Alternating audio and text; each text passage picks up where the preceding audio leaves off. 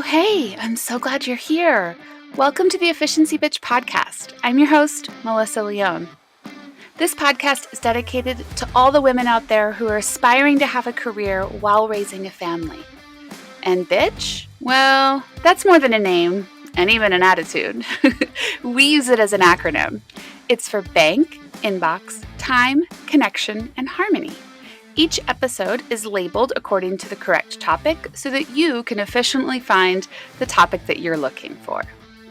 I'm here to tell you, you can have your cake and eat it too. The trick is finding efficient ways to get through the have-tos so that you can make room for your best life. I can show you how. Let's get started. Hey, welcome to the Efficiency Bitch podcast. I'm your host, Melissa Leone. If this is your first time, welcome to the Beehive. I'm so glad you're here. If you've been around a while, welcome back. Thanks for coming in today. Today is going to be all about H for harmony. And this is what we're after. It's harmony. This is the bow that brings it all together, right? It's what we live for. I'm not a big fan of the word balance. I don't think we can actually achieve balance. What I'm always looking for in my life is that agreement of all of the things working together. And that is what the word actually means. If you look up harmony in the dictionary, you will see that it means agreement. So our guest today is an awesome example of living in harmony. Her name is Sarah Walton. She is the founder and CEO of Bettermeant. Her whole message is about doing better and being better and helping organizations show up in a way that is beneficial to their employees. They can be better leaders. They can build better cultures. And Sarah just embodies the whole idea of harmony. I can't wait for you to hear this. So let's jump on in. Sarah, hi. Welcome back to the Efficiency Bitch podcast. I'm so glad you're here today. Thank you. Excited to be here, only now in a different seat. Yeah, very different, right? You were the host the last time. So Sarah came on during my book launch and interviewed me about my book, which was super fun. I really enjoyed that. And I really appreciated it. It was so cool of you to show up for me like that and not only offer, but do it. It was really great. So thank you for that. Yeah, it was fun. Well, thank you for letting me sit in your seat on your podcast. It was Also great. fun. So let's talk about you. Today, we're talking about harmony, which is the final letter of BITCH. And I think the most important. But I want to talk about you first. So tell us where you are, where you come from, how you do life, all that. Yeah. So live in Portland, Oregon. And again, mom of two, wife, business owner, sort of entrepreneur, board director, kind of back to this. I was early in reading the book because I do a lot of things. I can relate to that. But 15-year corporate career and I loved it. I was one of those sort of rare people that like bounced out of bed loving what I did until just one day I was like, I feel like this isn't what I'm supposed to do anymore. And from that, then I was like, but if not this, what is it? And so I left my role at Nike and then started a company called Bettermeant, and that's what I do now.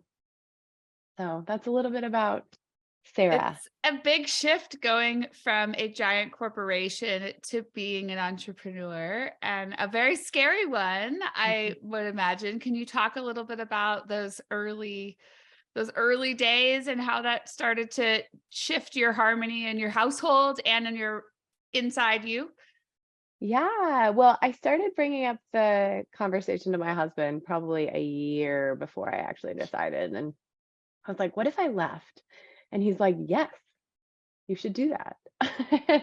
And all my friends would always say like, wow, how is he so supportive? Because I made lots of money and I'm like, well, he always says he married me, not my money.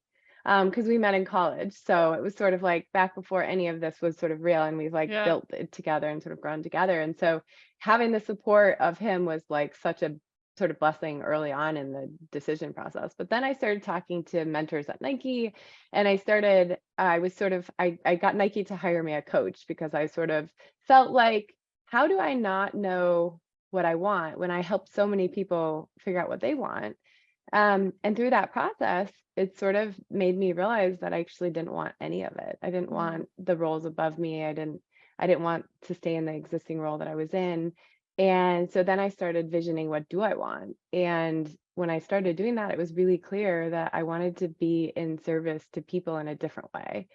And the thing that I always loved the most about my job is I felt like I could be the difference between people loving their job or hating their job. And being a leader that values people and really like actually cares about the people on the team, and not just the work and the productivity, but the people and the lives they have out of work, I felt like that was my gift. And that's what I loved about my job. And so I felt like maybe I could do that. And without the other things that come with leading at a large company, maybe I could do that. And honestly, like I'm the kind of person where when I decide, I am all in. And so once I decided, I just started, and I started from square one. I'd never built a website before, and I built a website. I'd never set up a company. I set up a company. And then I had never designed a logo. I did all the things. And it was like, now looking back, I'm like, oh, that was a really cute attempt. And then I'm glad that like I started to bring people in to sort of help me. But I just kind of felt like I had to do it all. And I just like really wanted it to be like very true and very authentic and very real and kind of like from my heart, and not like from a copy editor or not from like a designer. And then once I had put it all out there, then I felt comfortable bringing in the other people to sort of fine tune it. But it sort of was a little bit for me, like kind of regrounding and getting my hands dirty again. Like sort of, you can only spend so much time on the ivory tower. And then leaving and sort of building from scratch was really rewarding. And it felt like I had all this stuff that I wanted to say and do. And so putting it all on paper was incredibly therapeutic. And yeah, so it's been crazy. It's been like beyond my wildest imagination. And somebody said to me early on, which I think about often, when they said, for a lot of people, karma's a bitch, and for you, it's a blessing. Yeah. And that's where if you spend so much time just like putting goodness out into the world, and then you do something like start a business, like everybody shows up. I mean, I had people who offered to help me do basically everything. And help in any way, make connections, refer, like, and that's why it's working, right? And that's why we are where we are. So it's been such a fun journey. I realize I'm much more of a squirrel, much less of a rat. And so I ran the rat race, but sort of then I realized I'm just out there collecting really interesting nuts. And it's all about sort of, growing and building more than it is about racing. That's amazing. I love that. Building a business is such a rewarding experience. And there's so many moments where you get that imposter syndrome of, is this really what I should be doing? And then thinking about money and thinking about your kids and what they're seeing and or not seeing. And all of those pieces can be so complicated. How has it changed the harmony in your home? Is your family dynamic much different now? Yes, I feel like I'm actually here. And I was physically here. Like it wasn't like I was traveling all the time, but I wasn't here mentally. I was always thinking about something, like that thing I owed somebody or that follow-up thing. And I feel like there was kind of a low level of anxiety always, that like I had so much to do and wasn't doing it all in a day. But I'm somebody who prided myself on being home at the dinner table. So I was somebody who was shutting off. Like everybody from the outside, I think, saw me shutting off and sort of setting that really positive example. But on reality, I was just sort of like, I was hiding it. So I was like pushing it to the corners early in the morning, late at night. But I'm sitting there reading my kids' books, and I like would read 3 or 4 books, and I couldn't tell you which books we read or what they said. I was literally just reading. And I remember when I left, the deal I made with my husband was, he's like, just take time first. Like before you jump right into the next thing, just take time. So I was like, okay, I can totally do that. So I made it 3 weeks, but that's a separate point. But I remember the first week, it was the summer, and my daughter said, like, let's read every book in my room. And before that would have just like stressed me out, because it's like there's no time to read every book in your room, because like I read 3 books because like I'm a good mom and we need to read books, but like I got stuff to do, And so then we just like read every book, and we like we just like organized them on the shelf so we would know which ones we'd read. And like that to me was like, it was like, yeah, why wouldn't we read all the books and like learn to tie shoes? Before I was like only Velcro shoes because we, mom's got an 830, right? And now it's like, yeah, let's learn how to tie shoes, right? Yep. And I can schedule my time in a way that I feel like I'm present in my life, but I'm not retired or like, I'm not spending my days not working, but I'm spending my days working in the way that it works for me. And like one thing that's really powerful for me is I've always been a morning person. And now I start my day at 5 and I have this entire shift before like everybody else is up. And so that's my real working time. But it's also a great time for my international clients, like anybody in Europe, anybody on the East Coast. And so, but it's like I already feel like I've like gotten a start on my day when I'm then like buttering bagels and like packing lunches and doing this sort of kid family thing. And then I go to the gym and I work out and it sort of breaks up like this part of the day and like the kid part and then I work and then I try to end my day and get my kids and have like a real evening where, and that's that balancing act of that works for me, but that's not the typical 8 to 5. And that doesn't work for the people around you at a corporation, but I can do what works for me. And I think the principle for us, like mission of the company is do what works for you. Yeah. Right. And like fit in the way that it can fit in, because I think this whole, we were meant to work in this way. We were meant to sit in cubicles.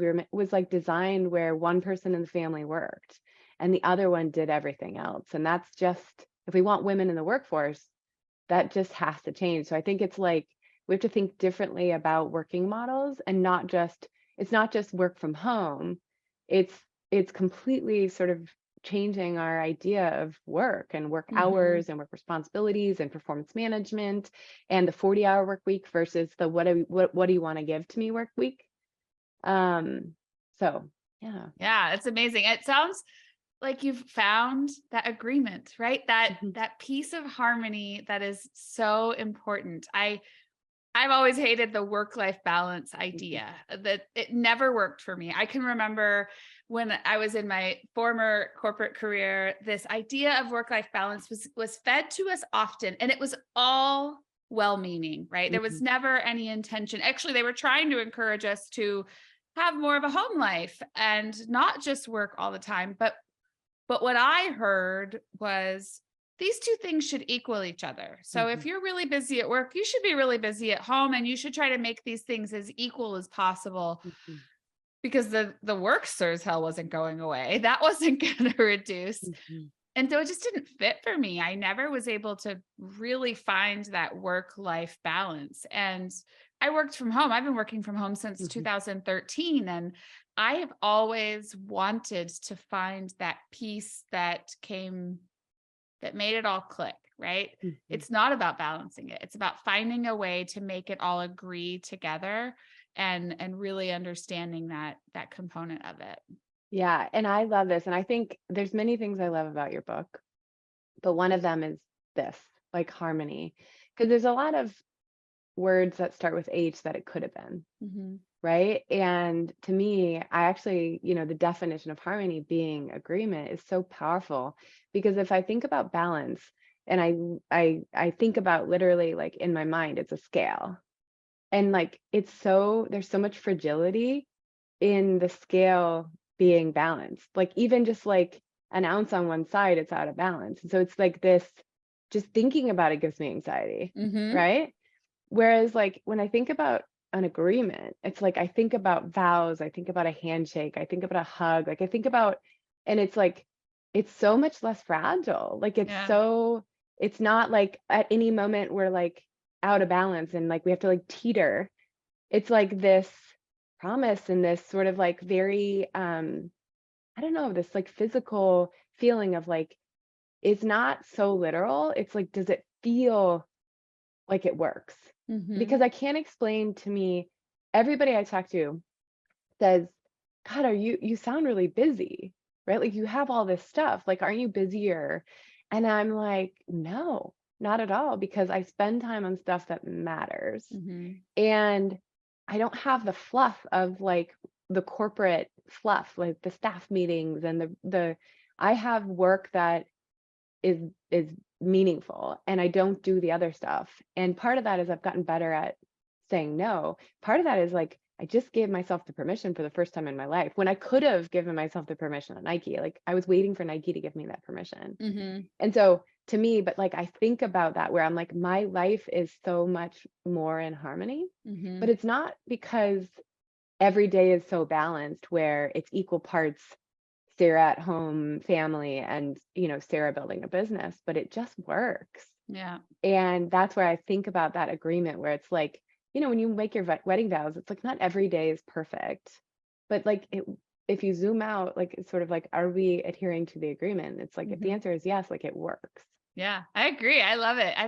I love your visualization piece there too. I think that ounce on the scale in the wrong direction tips the whole thing. And so finding that way to keep it all in agreement, in harmony is such a peaceful thought to imagine, right? I don't really know exactly what I imagine when I imagine harmony, but it certainly isn't a scale. It certainly is something that's like a lotus flower or I don't know. There's like a hummingbird, like an ecosystem. You're like, it's symbiotic, like the things just work. And it's like, oh my God, it feels like a hug instead of like anxiety of like at any moment in time, we're all like teetering on the edge of like being out of balance. It's like, no wonder we're all losing our minds, right? Yes, exactly. So locus of control is something that I write about in the book. And for me, I think it's been one of the biggest things, one of the biggest realizations that I had as an adult was the locus of control. And that really is about, do you do your life or does your life do you? Right. And just simple things like I couldn't get to work on time because XYZ happened versus I didn't set my alarm on time. And so I didn't get up. Did work happen? Did life happen to me or did I create the issue? And it can be all positive things, all negative things, whatever. It sounds to me like your locus of control has always been that you have the power, right? And that you started to shift that. Do you have any thoughts or ideas around those concepts? Well, it's actually interesting because this is something I work with a lot of my clients on, which is center yourself in your life, right? And so it's super easy to come home at the end of the day and say, Eli did this, Susan did that. Like everybody is making my life really difficult, right? And my kids are so, my husband's so, and sort of like a little bit of like putting it on everybody else instead of centering it on, I feel like my husband isn't X. I feel like my kids are Y. I feel like Eli did X. And when you center yourself, again, people don't like to be self-centered, right? But when you center yourself, you feel powerful because you're like, okay, now I know what I need to do with Eli, and I know what conversation I need to have with my kids, and I know what my husband and I need to work on. And it's less like if you center all of them, you feel so helpless because it's like, okay, now I'm waiting for my kids to change, my husband to change, Eli to get his act together, Susan to figure her stuff out. And it feels like I'm just going to wait and here I'm going to be miserable until everybody gets their act together. But like, there's nothing I can do. Right. Right. But if I center it, and this is true of like people oftentimes will say, well, that person just doesn't take feedback well. And I'm like, well, how did you deliver the feedback? And it was like, well, you do this, you do that, you do this. And it's like, okay, so would you take that well? Right. They can't hear you because they're so pissed off. Right. Immediately your defenses go up. Like it's a natural reaction for us to defend ourselves when we're being attacked. And so it's like, say the exact same things, but through the lens of, I feel like you're not letting me finish my sentences. Like, I feel like that makes me disengage in the conversation. I feel like my contributions to this team are more valuable than I'm getting the idea that they are based on, like, I'm feeling like my ability to talk is being hampered. That is so different than you cut me off. You don't let me finish your sentences, even if I don't say it in the tone of sassy Sarah. Like it's a completely different situation. And so I think people in this locus of control concept, like people need to put themselves in the driver's seat and understand that like you and you alone can change the fate of your world. So if you spend any time in the Walton household, you will hear both of my children roll their eyes, but also always repeat the same thing, which is I ask them many times throughout the day, what's the one thing you can control? and they'll be like, eye roll, my reaction, Mm, right? And it's like, that is honestly like all we can control is our actions and our reactions. mm-hmm, And so you can be super pissed off, super annoyed, super agitated by the rest of the world, or you can just control what you can control and center mm-hmm, yourself. mm-hmm, And so that was big for me, to make that change, because there was time where I was waiting for Nike to do all these things. Like Nike mm-hmm, needs to figure out what job I should do. And I remember feeling so annoyed at Nike because it's like I had this interesting career path where I moved around to different teams, and I was much more of like a transformer and a builder than a subject matter expert in anything. How long were you there? 11 years. So it was a big part of your identity. Yeah, and for the last almost 9, I was building and transforming and creating. Like every Mm-hmm, job I had was not there before I got it, mm-hmm, coming in, either building from the ground up or turning around a team and sort of helping with morale. And like for me, like I love that, but then it was like hard to figure out what I do with that. Like how do I mm-hmm, continue to grow at Nike being somebody who does a lot of things? And I was like, well, Nike's always helped me figure out my roles. Like Nike needs to help me like figure out the next role. And yeah, Nike was asking me to figure out what I wanted to do, because at the end of the day, like I have to get mapped into something, right? And I remember thinking like, well, they know what I'm good at. Like it's to them to figure out. And then I think back and I'm like, oh, Sarah, like you were in control of your career and you had to be in mm-hmm, control of your career, and giving that to Nike is also giving away too much power to like an employer to yeah. determine the fate of my future. So again, you'll be much happier if you stay in the driver's seat and sort of control what you can control, and then think about other people's things as like something that happens, but your reaction is what you control. Yeah, I love that. I think that's really important information. And your perspective on it is so sound because it's even when you naturally have a locus of control that is internal, it's sometimes easy to slip out and Mhm. and wait for something or someone or when this happens, then I can. When this happens, I mean, I'm going through some of that myself these days and those pieces are really hard to shift Mhm. to make that decision of when you are going to jump back in that driver's Mhm. seat. That's great. So Yeah. we are almost out of time, but I'm really curious about this with you. Mom wars is something that I've seen come up time and time again in the workplace, out of the workplace, but we're going to focus a little bit on, well, I won't even put a barrier around it. There seems to be this war around women in the workplace who are mothers and who are not mothers and the way that they work or work differently. And then there's also an argument that I'm seeing more and more recently about women who work and women who don't work. And each of those different types of women trying to find their place and really trying to hold on to their value. And Mhm. I'm curious about what you're seeing in the work that you're doing because I know you do a lot of work in culture and helping businesses thrive. What are some of the areas that you're seeing as this world continues to evolve with women in the workplace?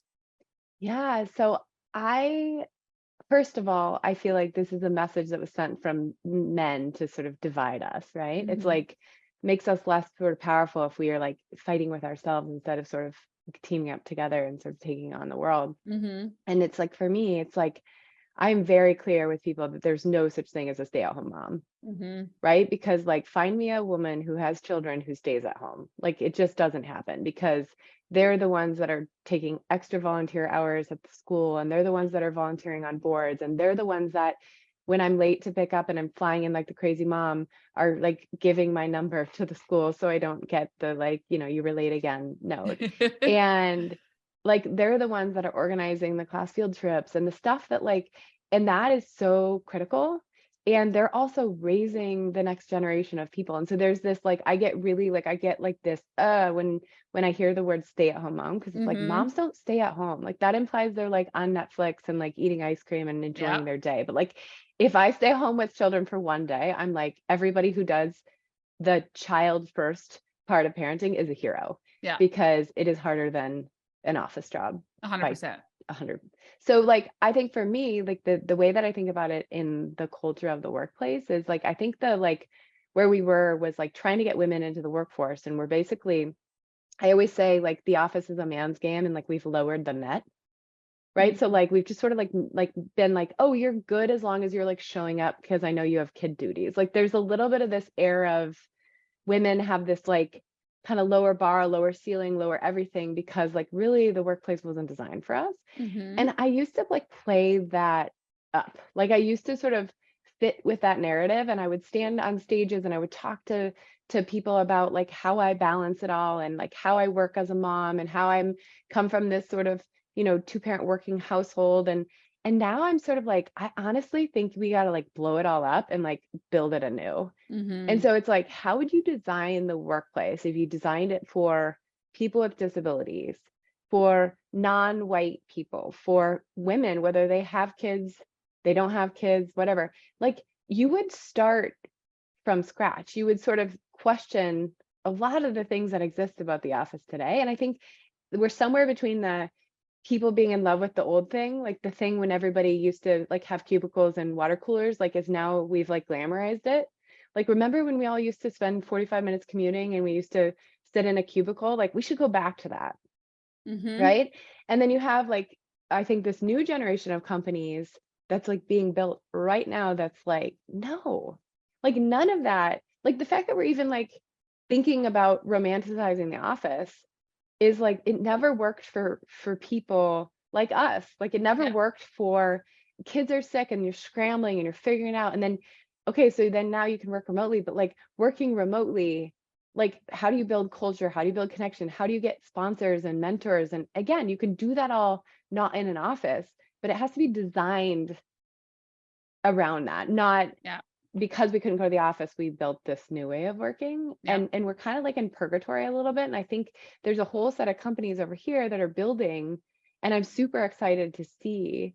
And again, Betterment fits within that. It's like one of our sort of core beliefs and philosophies is like, how do we build work that works for everybody?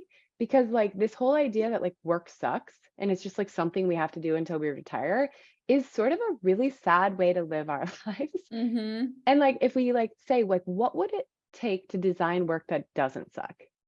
Like, and it's everything from like the space to the way that I do it, to how I do it, to who I do it with, to like what happens when I do a good job at it, to what happens when I don't do a good job at it. Like, it's like you have to like rebuild it. And so that's what we're doing. And it's really exciting and really fun. And I think I've been in touch with a lot of other companies who are in that space, sort of redesigning it and thinking about, as I build something from the ground up, I can be different about how I build it. And like, we have a lot of really great clients who are doing really cool stuff that these big corporations would never think to do. And that gives me a lot of hope and promise. And if it gets to a big enough scale, all these companies over here, it'll start to take the employees from these big employers, and then it tips the scales for women, for mothers, for parents, for people with disabilities, for people who aren't white. And that I am like here for. Yeah, absolutely. It is really interesting when you think about what you just said. Office space, the way we work, was all designed for one particular demographic a very long time ago. And we're still working that way just because we are, not because it works, just because no one has thought twice about shifting it. So I'm so glad that you and Betterment are doing that and are working towards that new future of what it may look like. I think that's amazing. So Sarah, before we end, why don't we talk a little bit about where you are the most efficient, and tell me all the things, what you're really good at in efficiency and where you need a little bit of help. And then we'll close with how people can find you and connect. Yeah. Oh, where I'm really efficient. I have an ability to handle 25 active things in my brain. And so I'm really efficient at sort of that multitasking piece, even though everyone says you can't and it's inefficient, it totally works for me.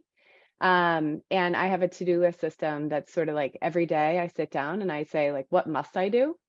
What should I do? And what could I do? And then I have what is literally called the laundry list in Notion.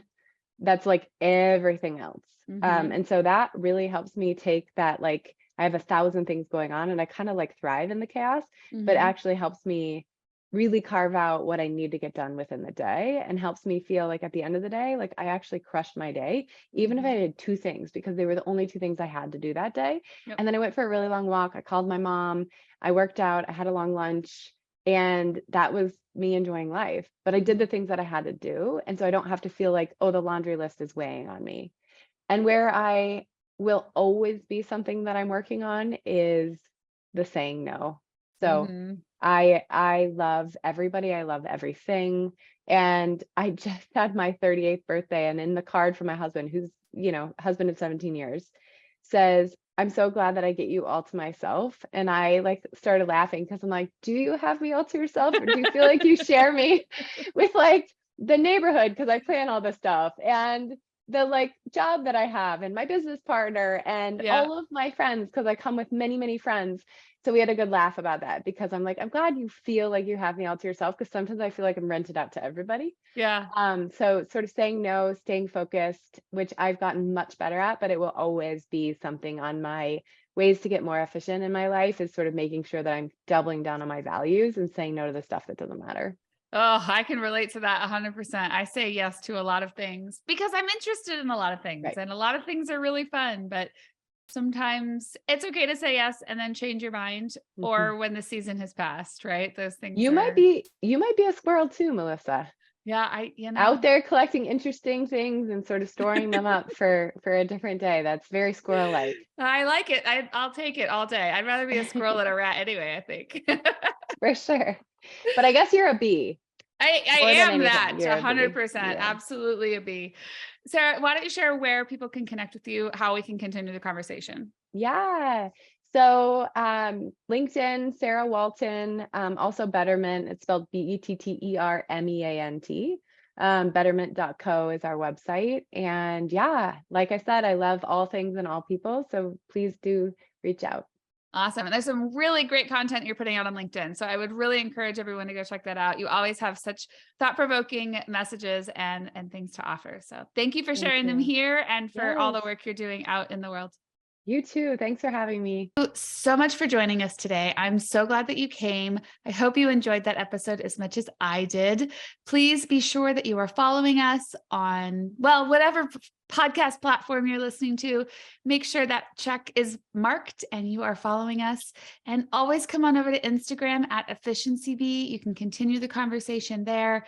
We'd love to connect with you and hear from you. Until then, I am your host, Melissa Leone. See ya. Well, that wraps it up. Thank you so much for listening. If you're new around here, please be sure to leave us a review on any podcast platform you're listening to. And you can always reach out to me to let me know what topics you're interested in hearing about, or maybe telling me someone you think would be great for the show. Either way, I'd love to hear from you. You can find me on Facebook and Instagram at EfficiencyBee. Until next time, see ya.